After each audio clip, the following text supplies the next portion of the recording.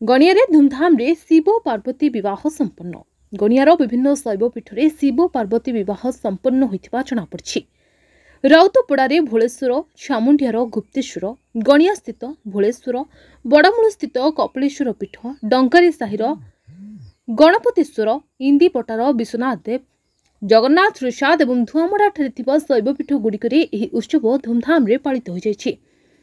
गणिया बरपिता भाव सुशांत दलबेहरा और कन्यापिता भाव प्रकाश कुमार साहू शिव पार्वती विवाह उत्सव को खूब उत्कंठार सहित पालन करते। बरपक्ष बाजा बाण और रोषणी में कन्याघर पाखरे पहुंचवा पर बाट बरणी कर कन्यापिता विवाह मंडप को पाछोटी नहीं।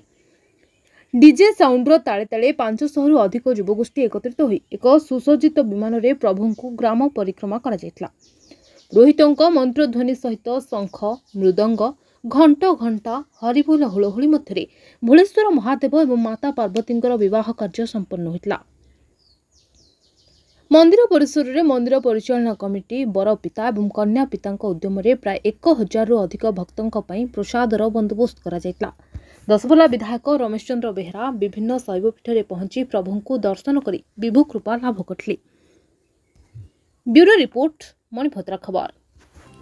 आपण मानकर स्नेह, श्रद्धा एवं भल पाइबा को पाथेय करी मणिभद्रा खबर यूट्यूब, फेसबुक एवं पोर्टाल ले तार सफलता बजाय रखिछि।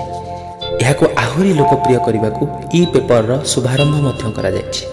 आमको यही भली प्रेरणा एवं सहयोग जोगाइबा सहित लाइक, शेयर एवं सब्सक्राइब करंतु। मणिभद्रा खबर, संपर्क जनतार।